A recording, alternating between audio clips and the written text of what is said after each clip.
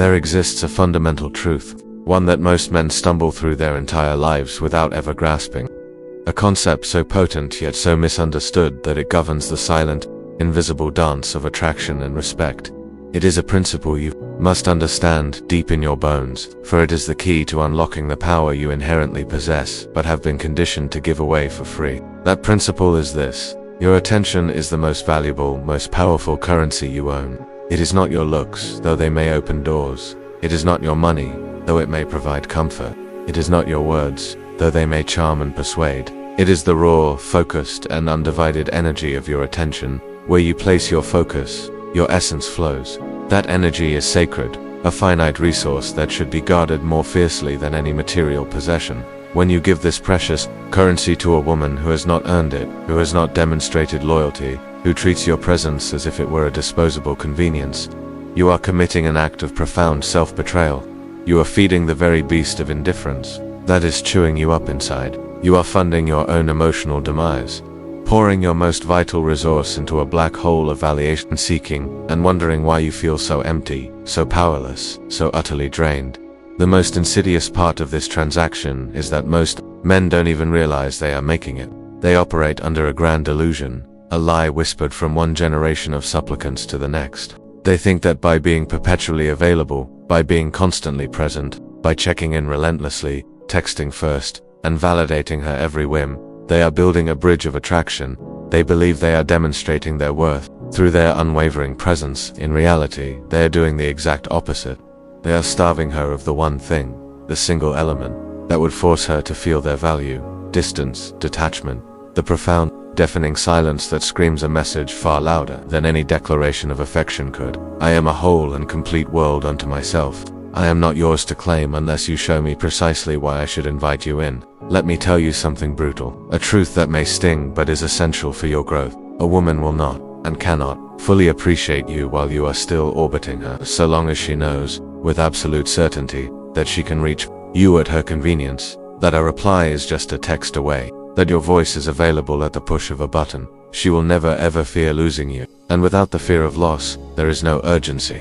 Without urgency, there is no genuine investment. Without investment, there is no deep, gut-level attraction. This is the fatal flaw in the modern man's approach. He stays in the pocket for far too long, convinced that his persistence will be mistaken for strength. He keeps texting after being left on read for days. He keeps checking her stories, a silent little tap of the screen that signals, "I'm still watching."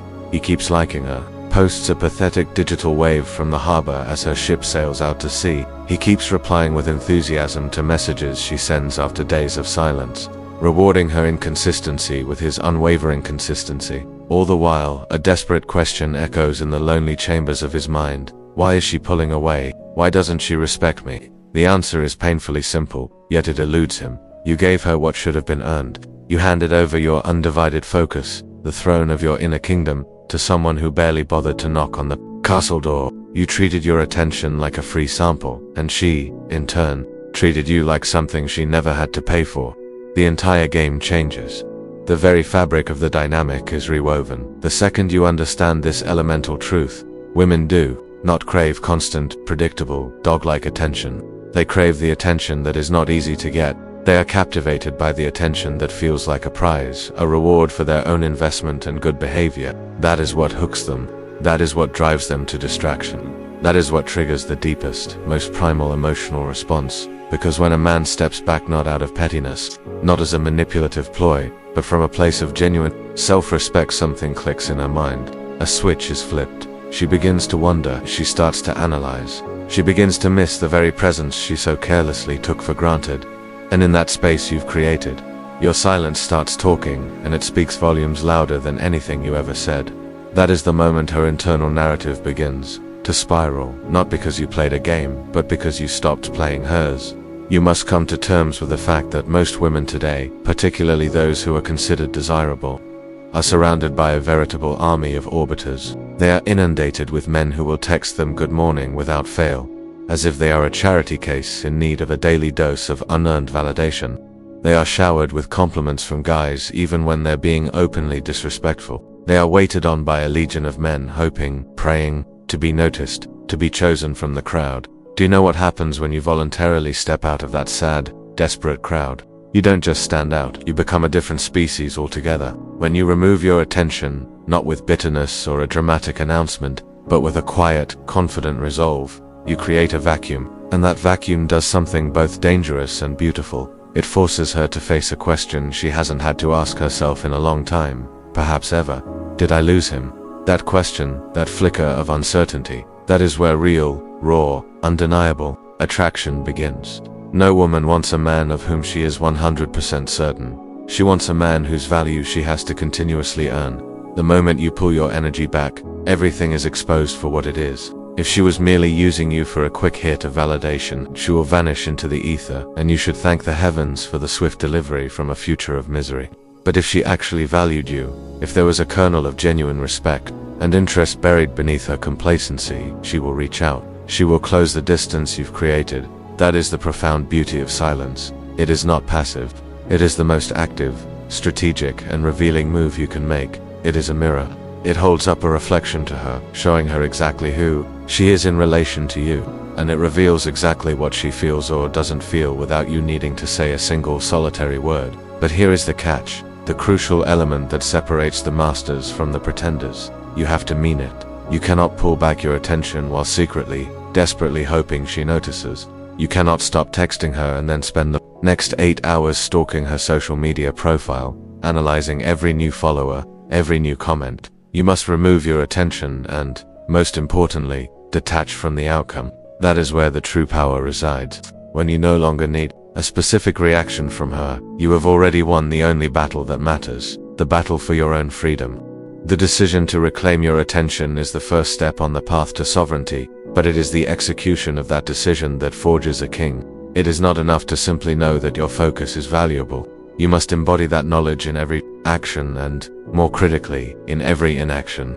This is the art of the disappearing act, a conscious and deliberate process of detachment that transforms you from a reactive participant in her drama to the calm, centered architect of your own reality. This is not about ghosting or playing cruel games. It is about a profound internal shift that radiates outward, a shift from needing her to choosing you. The first, most critical distinction to make is between authentic detachment and its counterfeit cousin, performative silence. Performative silence is a tactic. Authentic detachment is a state of being. The man who is merely pretending will stop texting her, but his thumbs will itch with the urge to type. He will close her chat window, but his mind will remain wide open, replaying past conversations, fantasizing about future ones. He will post stories on his own social media, not to share his life, but as bait, as a carefully crafted performance designed to elicit a response from her. This is not power. It is weakness, cloaked in the guise of silence. He is still leaking energy, still tethered to her by an invisible cord of neediness. He hasn't detached at all. He has simply changed the method of his begging. True detachment, however, is an internal revolution. It is not just external. It is internal. It is about fundamentally understanding that your peace cannot be a puppet on the strings of her hot and cold behavior. You must delete her number not just from your phone, but from the forefront of your mind. You must unfollow her account not just on the app, but in your daily thoughts. Freedom is not achieved when you block her everywhere. Freedom is achieved when her silence doesn't ruin your day, when her actions no longer dictate your emotional state. This is the arduous but essential work of reclaiming your mental real estate. You must evict her from the penthouse of your thoughts where she has been living rent-free. This eviction is not accomplished by willpower alone. It is accomplished by redirection. You must redirect the powerful river of your focus away from the barren desert of her indifference and toward the fertile ground of your own life. Your mission, your purpose, your goals, these must become your new obsession. Pour every ounce of that energy you were spending on analyzing her texts, deciphering her moods, and waiting for her replies into something that builds you. Go to the gym and sculpt your body not for her but for you. Devote yourself to your career, not to impress her with your future success, but to build an empire of your own making. Learn a new language, pick up a musical instrument, master a martial art. Your life must become so full, so rich, so purpose-driven that her absence is no longer a gaping wound, but a barely noticeable footnote. When you do this, something magical happens. You begin to radiate a different energy. It's in your posture, in the way you make eye contact, in the calm certainty with which you move through the world. This is genuine confidence, the byproduct of a man who is actively creating a life he loves, and it is infinitely more magnetic than any manufactured bravado. As you focus inward, a predictable yet fascinating sequence of events often begins to unfold on her end. She will feel the shift. Women are incredibly intuitive. They can sense when a man's emotional presence has been withdrawn. It creates a discomfort that logic cannot soothe. This discomfort triggers a ripple effect, a psychological spiral. It begins with confusion. That's strange. I haven't heard from him. The pattern of your attention has been broken, and it jars her reality. This is followed by curiosity, which soon gives way to the test. She will begin to send out feelers, what are commonly known as breadcrumbs. A subtle like on a photo from 3 weeks ago, a vague, meaningless comment on a story, the classic, low investment hey or how have you been, text. These are not signs of genuine interest. They are traps. They are tests designed to see if she still has access to you, if the puppet strings still work. The man who is still needy bites the bait instantly, replying with an eagerness that communicates, "Thank God, you're back, I was waiting." And just like that, he is back in her orbit, the dynamic reset to its pathetic default. But the man who has truly detached sees these breadcrumbs for what they are. He ignores them, or, if he must respond, his reply is polite, brief, and utterly devoid of emotional investment. His lack of enthusiasm is a statement in itself. It tells her that her low-effort bid is not enough to purchase his high-value attention. This is when her curiosity morphs into anxiety. The vacuum you created becomes a source of self-doubt. The questions turn inward. Why doesn't he care anymore? Did I go too far? Did I mess up? That crack in her confidence is where the desire to earn you back begins. It's often at this stage that she begins to romanticize you. The human mind abhors a vacuum and despises loose ends. In your absence, her memory starts to selectively filter the past. She forgets the times she ignored you or treated you with indifference. Instead, she remembers the way you made her laugh, the consistency you offered, the way you looked at her. Your absence breeds reverence. She starts to wonder what it would be like to have you back, but this time, she instinctively knows it would have to be on your terms. The ultimate power move, however, isn't ghosting her or making her chase. It is healing from her. It's building a life so complete that her return is no longer the prize. You are the prize.